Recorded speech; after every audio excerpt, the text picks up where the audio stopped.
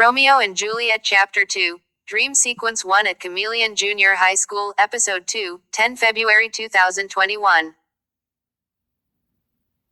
The class was silent itself. No one cared about Barbie doll enough to prove or disprove her silly notions. Our teacher spoke to break the silence, saying, "Class, comments or questions?" Nothing. All lips were sealed, all hands were down, and everyone's focus was on anything but Barbie doll and her self-centered drive for attention. Mr. Dunn asked her to return to her seat since there were no questions. He stood in front of his desk and folded his arms. He stared at the class and said, "Could it be happenstance or coincidence and not fate that led Romeo and Juliet to commit suicide?"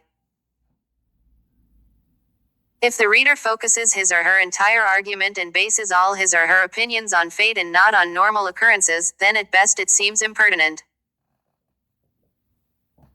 I strongly suggest a fair and balanced approach. Impartiality is important to rationality. Remember that. No reaction from the class. There was never much in the way of argument or rebuttal since our opinions were more likely than not subjective. None of us 25 students could tell a good argument or rebuttal from a hole in the wall. Mr. Dunn said, "You have heard a girl's opinion. Now let's hear a boy's perspective." He looked searchingly for boy volunteers. No hand was up, no boy volunteered. No one cared about William Shakespeare or his melancholic view of society. Our teacher continued, "Boys, hands. Volunteers. Shyness is not necessary. If Romeo and Juliet were shy, they would have never gone to the masquerade ball and fallen in love with each other. They wouldn't have talked to each other the first time they met. There were no raised hands, neither from the boys nor from the girls. Mr. Dunn volunteered one boy, calling out, "Jeremy Delaney, would you like to share your thoughts with the class?" Jeremy Delaney was a white kid with long straight hair. He sat at the far left of the room, close to the windows. He stood up and answered, "No, Mr. Dunn, I would not." There were no reactions from the class, silence seemed to be the norm. Everyone was resistant to volunteering, except for Barbie doll, who seemed to be clued into the grand scheme of life. We understood that as an unwritten law. The teacher countered, clarifying himself, "I will ask you that same question in a different way. I would like for you to share your thoughts, your essay, with the class." Jeremy answered, "Yes, Mr. Dunn. I'm on my way up." At the front of the class, Jeremy prepared to read. Mr. Dunn stood against the window with his eyes on Jeremy Delaney. Loud and at moderate speed, the teacher mandated. Jeremy started, "I chose essay question 2. In Romeo and Juliet, William Shakespeare purposely injects a series of hindrances that make it next to impossible for the two lovebirds to get married. It would have taken divine intervention to remove the virus that corrupted the two wealthy families and fueled their lust for vengeance. The society was unstable because the citizens had taken sides. They loved one master and hated the other, despising one and serving the other. Civil unrest, upheavals, and insurrections led to organized chaos, further decaying the already wounded, fragile society. And to add insult to injury, teenage girls and boys were subjected to arranged marriages. 3 primary obstacles prevented Romeo and Juliet from wedding.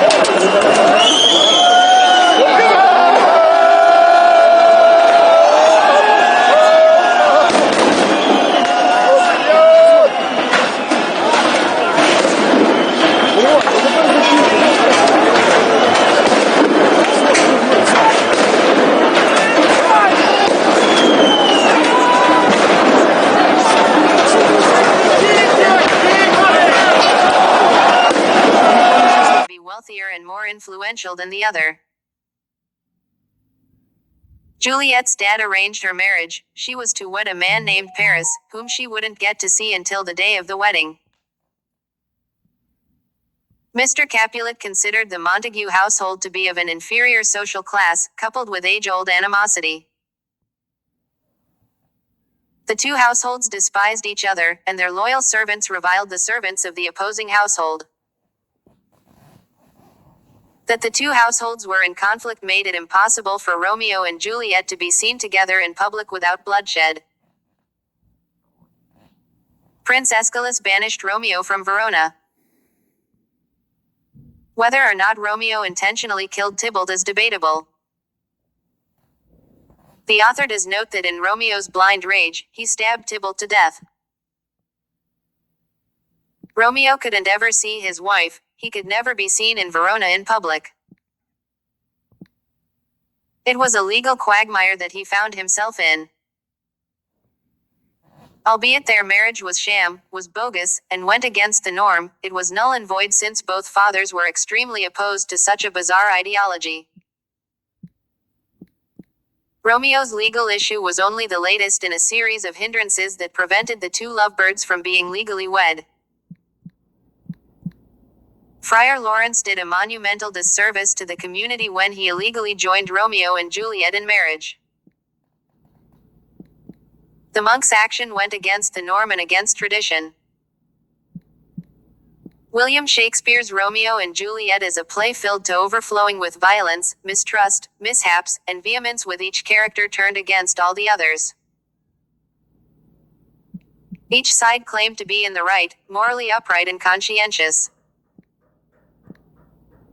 The belief of the adults of that era was contradictory to the view held by the young adults.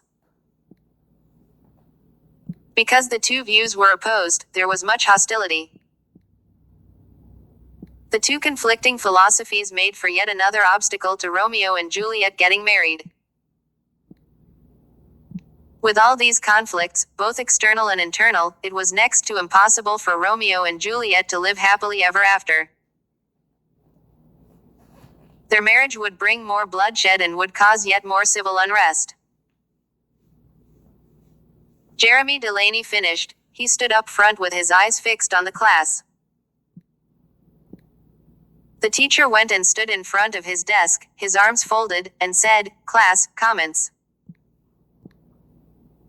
Jeremy Delaney was on Barbie doll's list.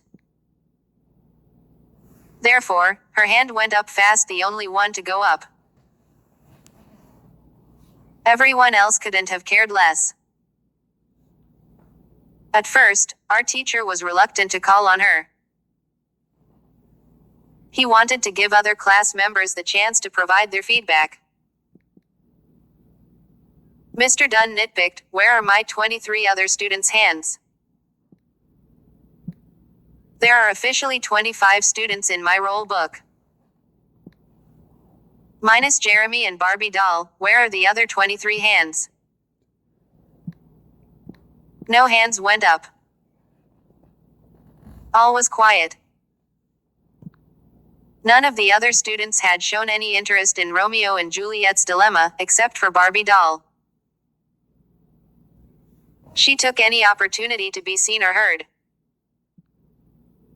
Mr. Dunn had no choice but to call on her. "Miss Oster." Barbie doll hurried to the front of the class and stood next to Jeremy. She was about an inch taller than he. Jaded, cynical Barbie doll said, "Mr. Dunn, I will speak for my classmates.